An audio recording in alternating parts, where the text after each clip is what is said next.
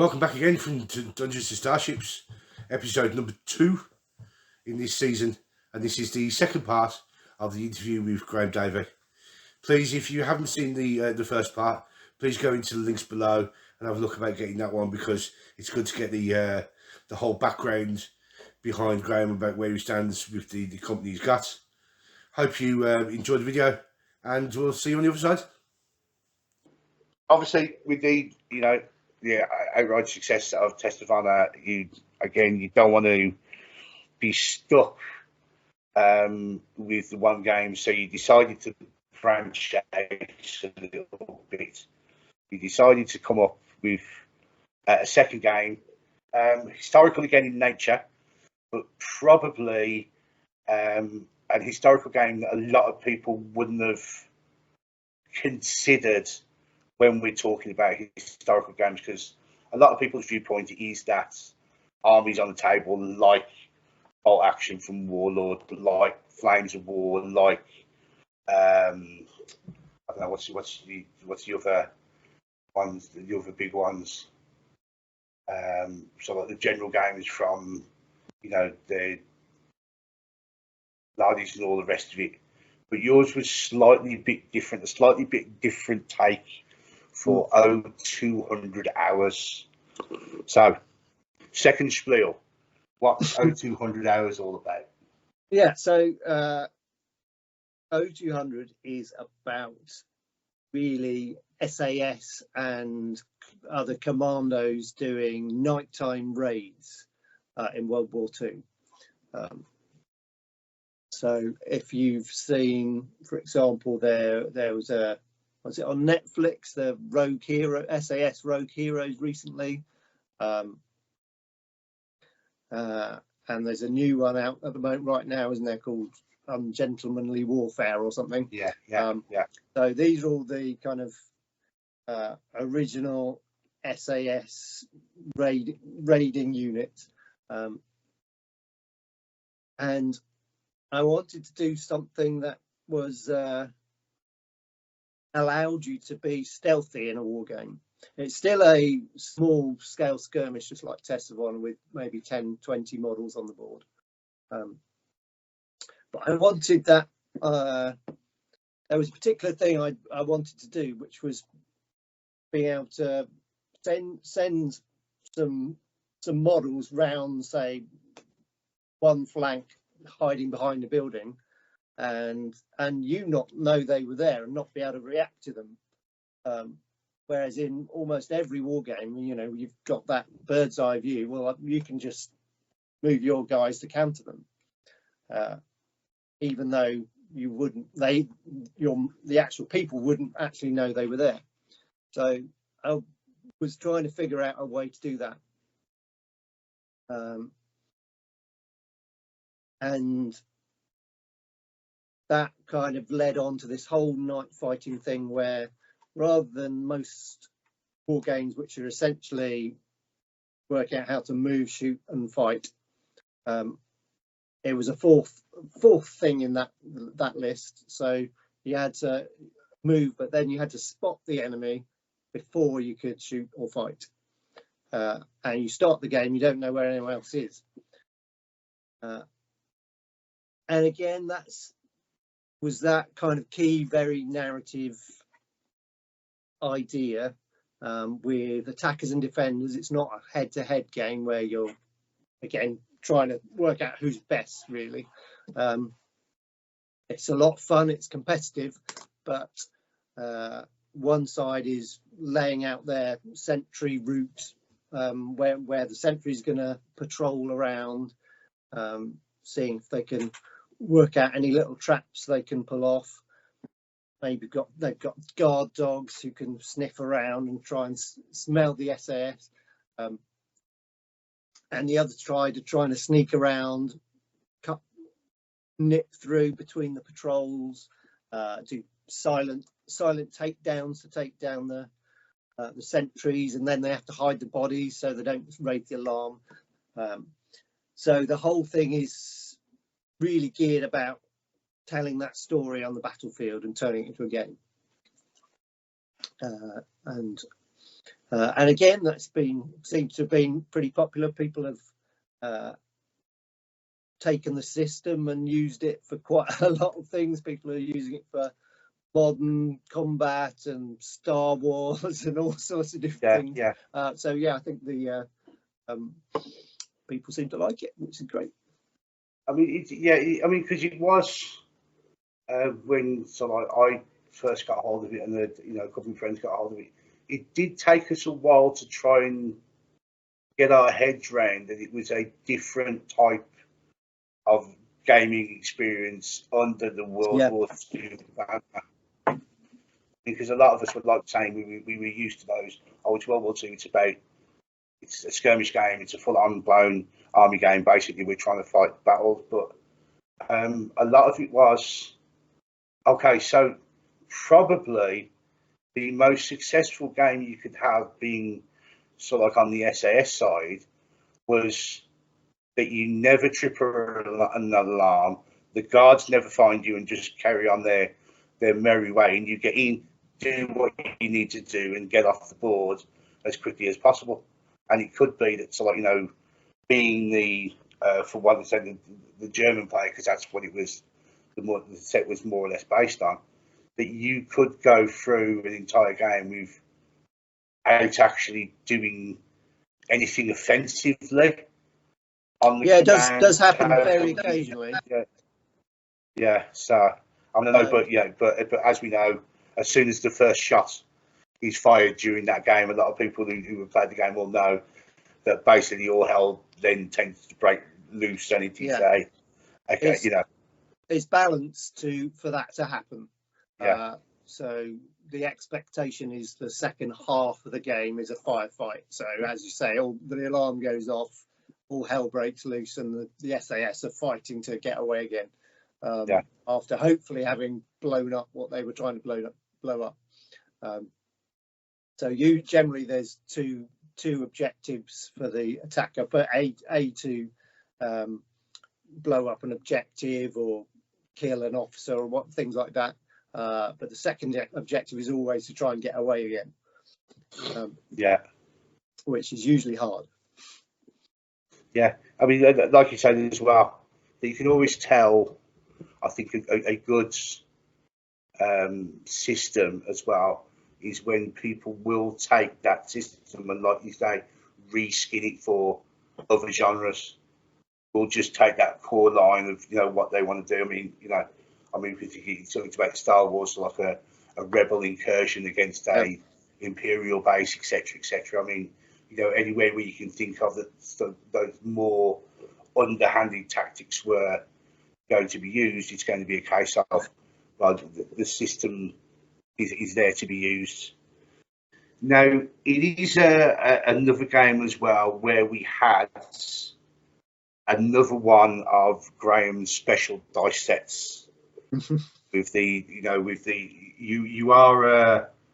definitely someone who enjoys those specialist dice for your game. Where did because you come from the like we say, the GW background of D6s for everything, and there's many of the D6s that you could possibly roll. So where did your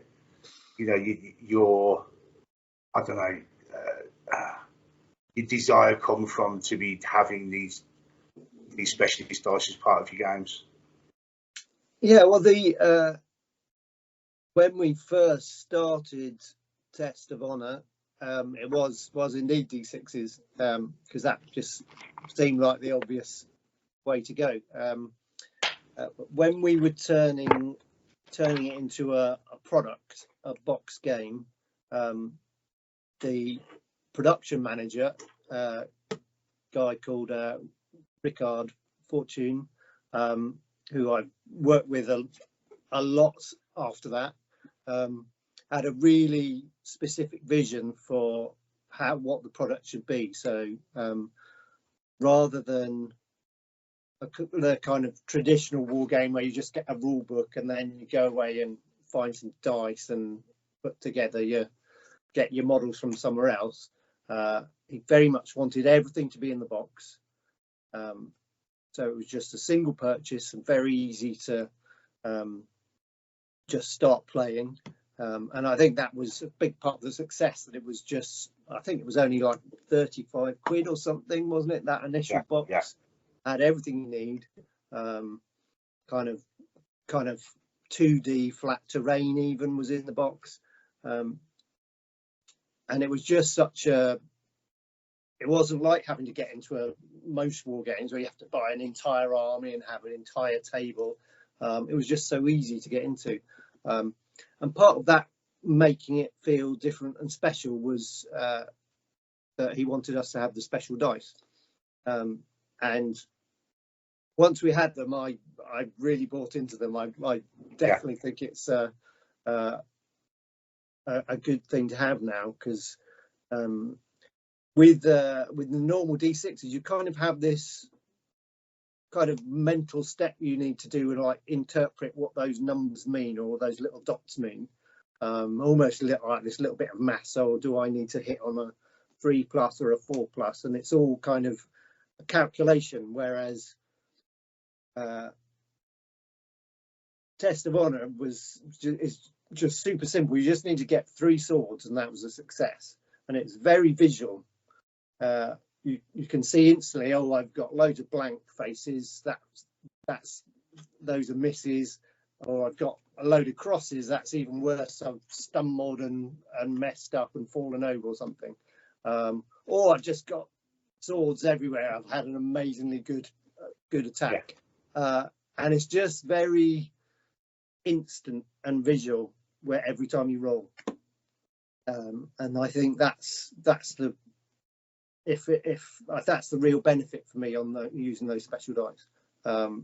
For 0200 hours, we went an extra stage because there's 2 types. You had a white dice, which was for noisy activities like shooting, and a grey dice for doing things when you were being stealthy and trying to be quiet. So that kind of took it to an extra level. So when you were doing the white things, there was much more of a chance of being spotted and giving yourself away, whereas the grey dice made it more likely you would slink away into the shadows. So again, it's about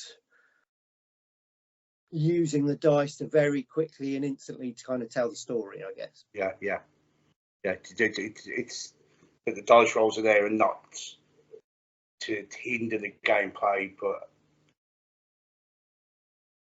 you don't want, when you're playing games, to have to do that, that maths and the matrix coming down in front of your eyes, etc., about working out what various numbers mean. Like you said, you know what I mean. There is still that probability. I mean, because we talked about Andy earlier, and when Andy went to Footsore, they came out and they've had a couple of game titles themselves. They've had Gangs of Rome and what's the Greek one? Mortal Gods.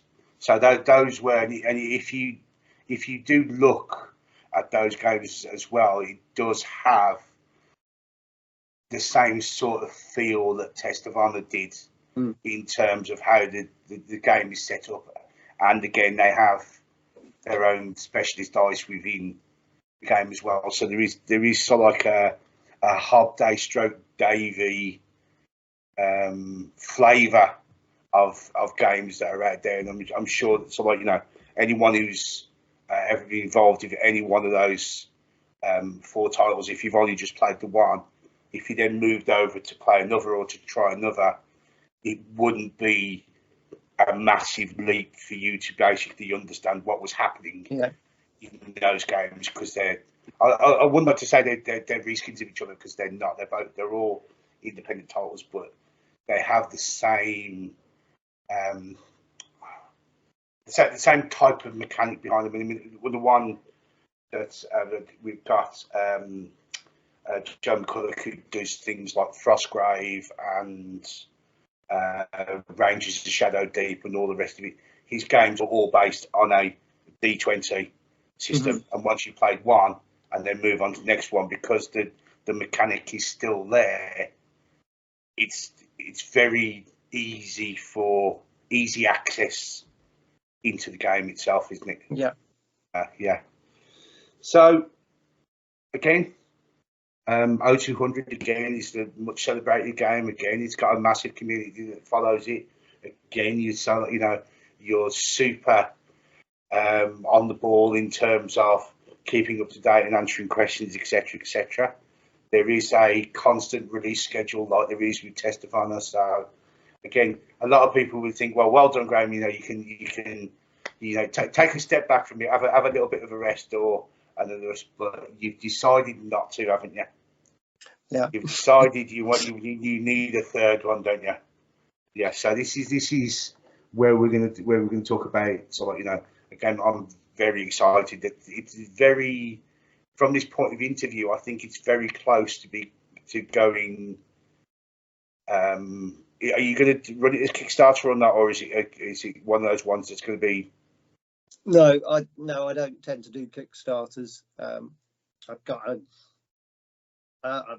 worked on a few, but I don't know, for me it's kind of get this big old chunk of money right at the beginning, and then you gradually see it disappear as over the following months as you do all the work. And so my games have always gone the kind of more traditional route of going out to retailers and stockists through distributors.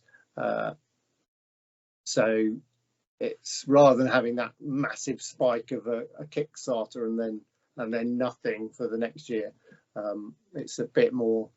The sales are a bit more even and spread out because of that. So is it maybe going to be a little bit more of a pre-order to start off with, and then move more generally into the store after that? Yeah. We generally do that because it's if there's the last few bits that might not have arrived, last few components. So for O200, we were waiting for the plastic sprues to make it across from America in a boat. Yeah. They were stuck on the dock for ages, so it caused a delay. And it's also it makes it easier for the dispatchers to be able to know how many they need to make. You launch it a month early, and then when they dispatch, they know exactly how many they need to make to fulfill those orders. Because if they don't make enough, they have to go back and set up all the things again. It just helps from that aspect, the boring business side of it. Yeah, because that reminds me of another question I was going to bring up in terms of O200. So might as well answer that one before we move in.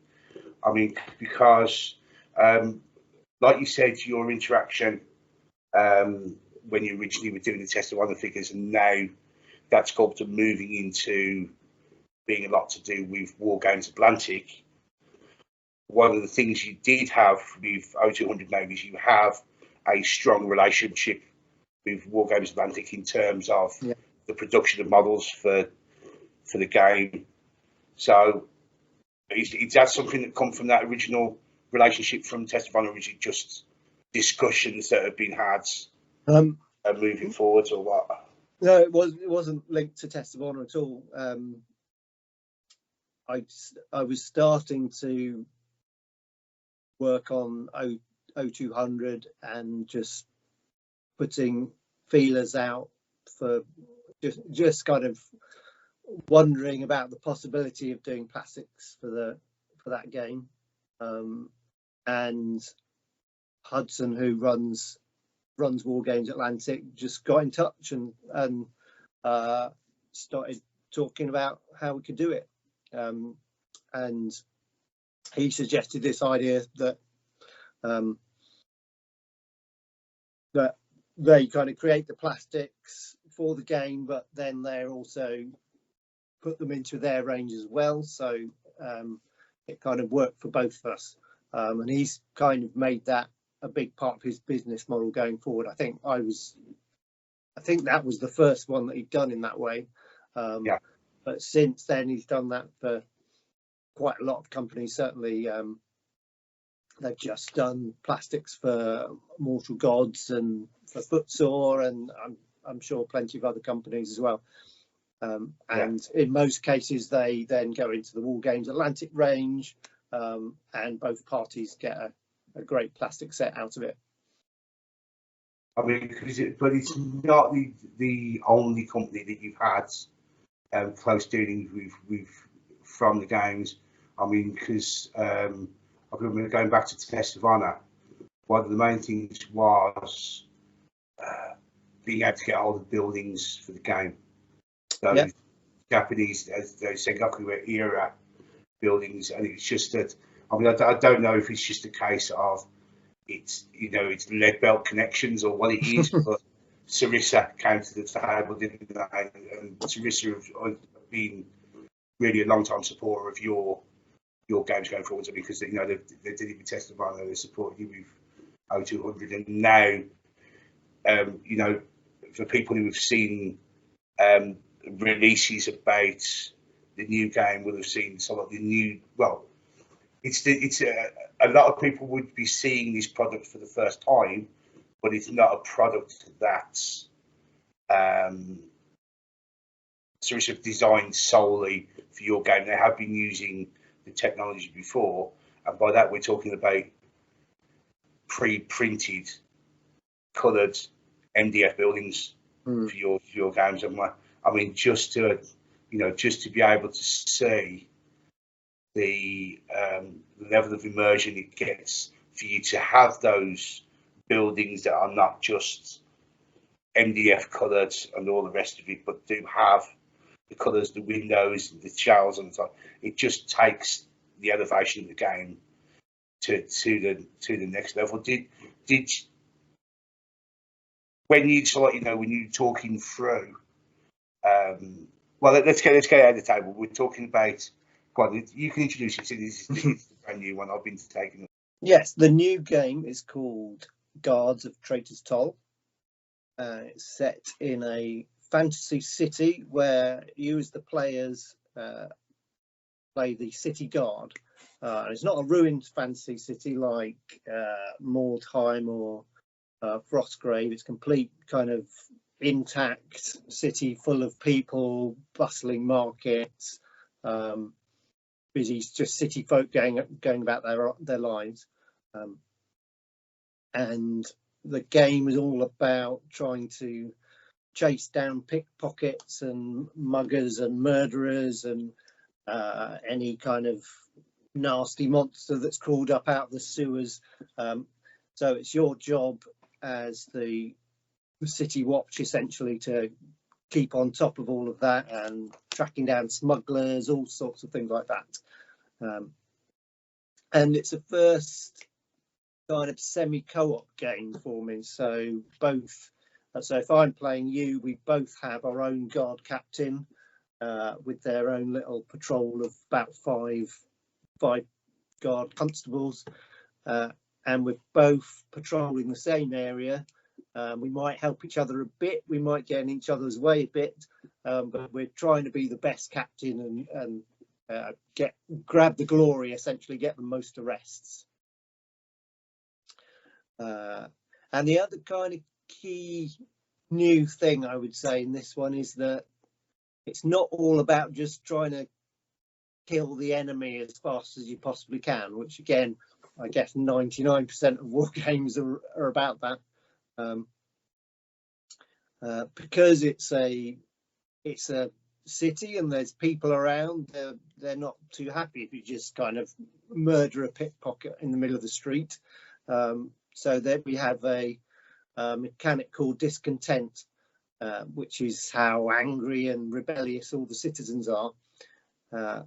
And if that gets too high, things are going to get very difficult, and ultimately you'll just lose if you do too many kind of bad things, because that's not the job of the City Watch. They're there to more or less do the right thing. But they might take a few bribes and things on the way. Yeah. Again, it's not. It's like you're saying. It's a fantasy setting game, but it's not a standard fantasy setting game. There is something new that you're bringing with the type of gameplay you're describing. I mean, you know, you said there in the intro to it that it's not based around the ruined city, so it's not based around things like Mordheim or things like that. But you're going to get the pretty much the what's the word? You're going to look at it, so like, you know, as you say, a pre-comet what Mordheim was before the comet. Yeah, ET type of thing, you know what I mean? Mm. You're talking about, you know, the City Watch. So I know a lot of people. I was guilty as when you first floated the idea and were first, you know, setting up like the playtesting groups and stuff like that. There were a lot of people going, oh, it's, you know, it's Terry Pratchett, it's guards, and all the rest of it. There was that automatic, you know, things that people were bringing to the idea of, about, you know, how you could, you know, what type of storyline you could put in behind the game. Could you play, you know, in time, which I'm sure you could do, and all the rest of it, you know. But again, you know, you're not, you're never one of those people who will keep your games to yourself for too long, especially in terms of, you know, your development. You're very open with putting games out there so you can get as many people involved as possible to be your, you know, your play testers, to offer suggestions, etc. I mean, I know that, you know, that side of the Facebook group has now become a closed group because it's now moved past where you're happy with the game in terms of production to now, you know, building up the further for the game about people wanting to get involved with actually buying the game now and moving forward in that direction. So when can we get our grubby little hands on it? I suppose that's the question. The intent is to have it out by the end of the year. Okay. So the city terrain that we talked about earlier, meanwhile, is literally about to go on sale because Sarissa, as you say, have done a fantastic job creating this whole brand new range, and it's basically ready. So we decided we'd get it on sale so people could start building their cities, and yeah, they've done this beautiful. You know, I did a load of concept designs for what I had in my head, based on you know, various things. I've played a lot of the Witcher computer games and things like that, and there's lots of brilliant fancy cities in that game. So I that was the main thing in my head. But then Sarissa, the designer at Sarissa, has just taken this to a whole extra level, and done this huge new range. And as you say, they're all full color. They come printed, which is a genius idea, because obviously painting a whole table of half timber framed buildings would take forever. It looks tremendous. So it's literally, as we're recording, they're going on pre-order tomorrow.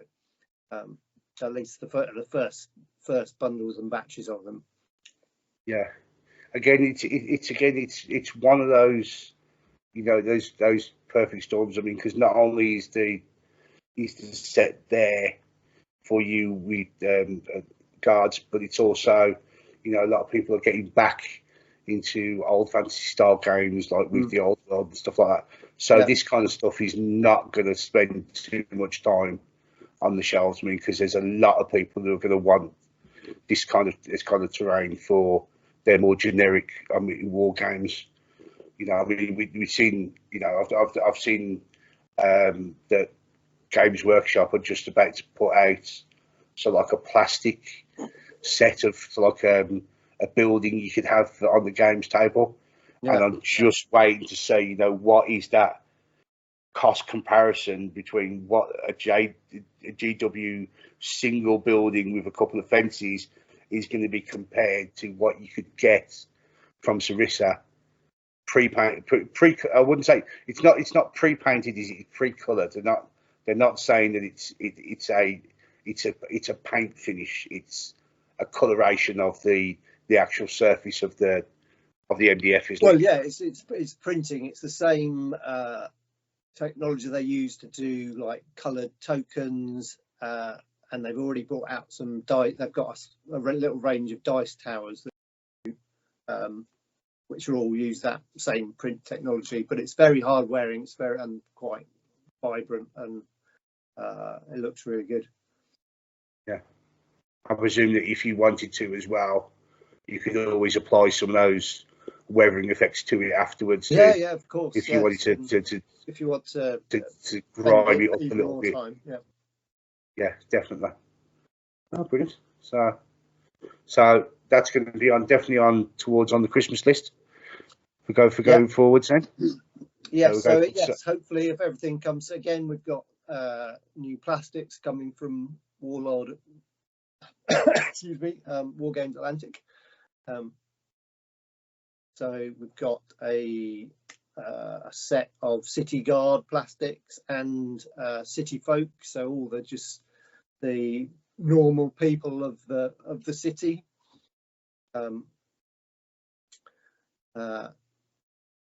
So they're it's Rob McFarlane again, same sculptor as before. Yeah, done a fantastic job on those.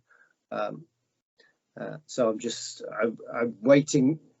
I think they're just kind of going into tooling very soon, and then it's all just down to me kind of finishing writing everything and doing all the layout and stuff. So yeah. Again, I'm sure, with deadlines and knowing the kind of like you are, you never one who won't commit to something that he can't deliver when time wise. And it's always normally, like you were saying, it was, the untoward things about the shipping that delayed you for 0200, etc. So things beyond your control. One thing I did want to ask about, guys, I know you said about being a co-op game, so each of you controlling a small little force. How many players do you think it could scale up to suit? Is it a case of, it's only really designed for maybe a couple of players, or could you have, I don't know, I mean, if you've got a gaming group that you get together about 5 or 6 friends, could you scale it up to be sizable enough for that without losing the gameplay of it itself? There's still a good amount of playtesting to go to kind of check all the balance and things, but I'm anticipating that you can happily go up to 4. Okay. It's just about if you have too many, then maybe you could scale up even further, but you probably need a bigger board, and then you need to change some of the mechanics more, I think, because you need more crimes happening for people to have enough to do, and you start to have to fiddle around with the balance, I think. So do you have someone controlling the criminals within the game as well? Is it sort of like O2, or is it some kind of generated system for how they go about doing what they're going to be doing? Yeah. So and for this same reason, it works. The system works fine with just one player as well, so you can happily play it solo. It's the same kind of drawing out a token to see who moves next that we use in the other games that I've written. But some of those tokens are for the suspects. So if you pull a suspect token, you have to activate and move one of the suspects and get them to do their action. And they'll have different behaviours depending on who they are. They might kind of try and attack the nearest guard, or they might be trying to flee and run off the table. And or they might be sneaking around trying to steal something or whatever. Yeah. All right, so yeah, that all runs on its own essentially. You as the players have to act it out, but the game, you're playing against the game. Yeah. I'm just wondering if, like, I don't know, maybe sometime in the future there's the ability to put the expansion for a crime family or a crime syndicate into the game as well. That's like, open up another player into that kind of genre as well. So, well, that was the very first thought, was essentially just to reskin 0200 hours. Yes. Have criminals trying to sneak past the guards, which is more or less how 0200 worked. And that would probably have been the easy route. Yeah. But there's quite a lot of games focus around thieves and assassins. It's a pretty prevalent idea, but hardly any. Far less which focus on put the guards as the heroes essentially. They're just the ones in the background getting knifed in the back, or they're usually the extras. So I wanted to kind of make the guards the put them front and center and make them the main personality.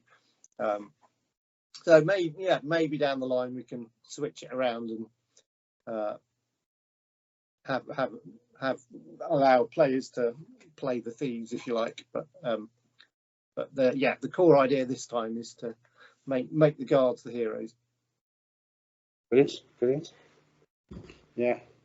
So the last question before I let you go is, so we've done older historical with Test of Honor.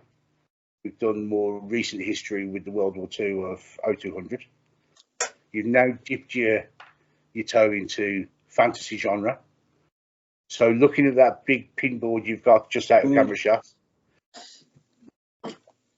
if you could have a look at maybe what might be down the line for yourself in terms of growth of those games, is there a hole in your product that you would like to put something in at some point? Yeah, it's true. I can honestly say that I don't have any firm plans at this point, because my head's still very much in Guards of Traitors Toll. The way you put it makes it sound like I ought to do a sci-fi game next, doesn't it? Oh no, I'm not pushing you anywhere. I do have to be careful because it's just me. It gets harder and harder to keep, a decent amount of new products coming out for each game. Yeah. So I'm wary of doing more than 3, because I want to keep doing stuff for Test of Honor and 0200 hours as well. And I don't want to just spread myself so thin that players think, oh, it's been 2 years and nothing's come out for Test of Honor. Yeah. I wouldn't want to get to that point. So that gives me pause about.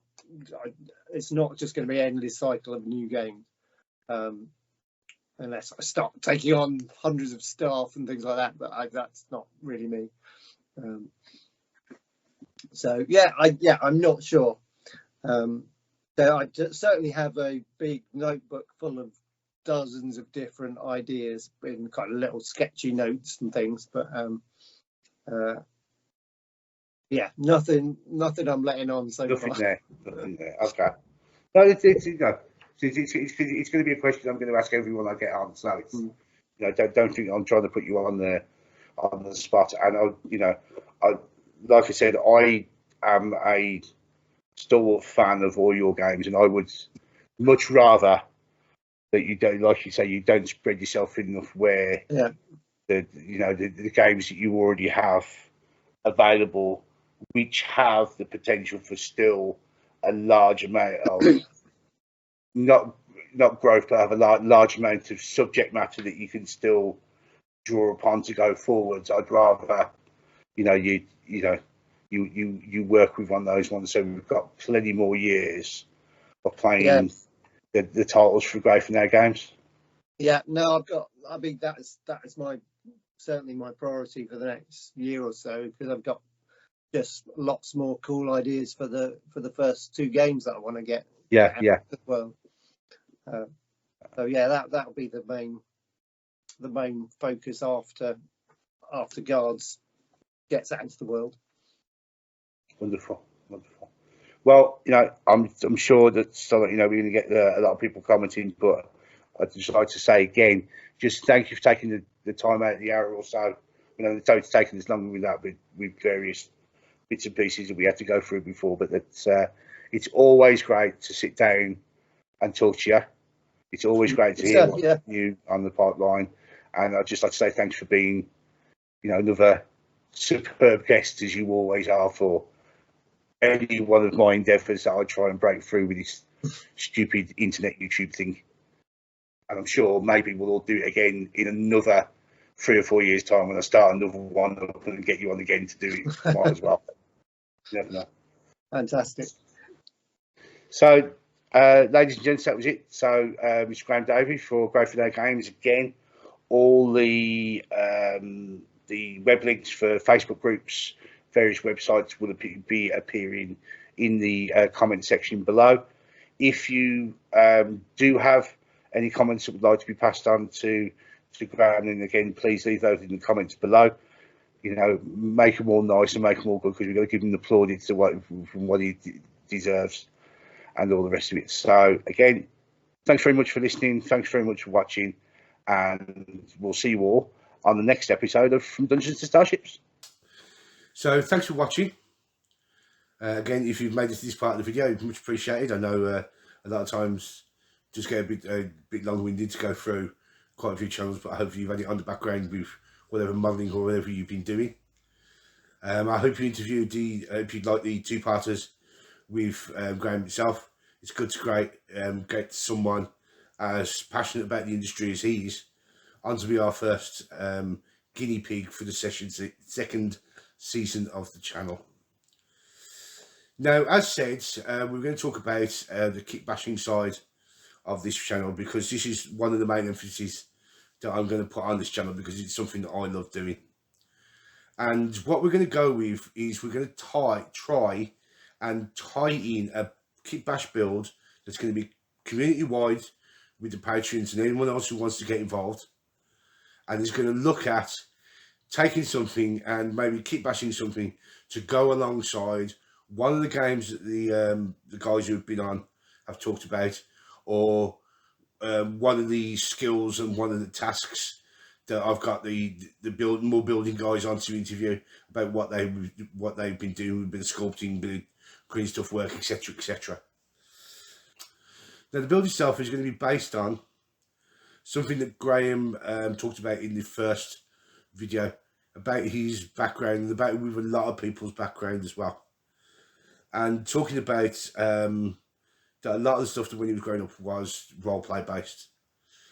Now, one of the hardest games to get a model for is your character that you use in role playing games, because they're constantly in a state of involvement, constantly in a state of change, and will always not be able to do a pull off the shelf version. Now, there are obviously options like Hero Forge, etc, where you can go in and custom 3D model your miniatures as well, which is one of the great resources that we've got available to us now. But I want to see if you can kit bash your miniature hero, kit bash your miniature character. See how much you can put in to that figure to really enhance the story of the figure you've got, A little bit of a background alongside wouldn't go remiss either, so we can all see about where you come from with the various design that you've been using. So it'd be great to see what you can come up with. Cheers, guys. Thanks for watching. Remember to like the drop and subscribe onto the video, and if you're not yet, make sure you check out the Patreon links down below and get involved with the community. It'd be great to have you on board. See you next time in the next episode of From Dungeons to Starships.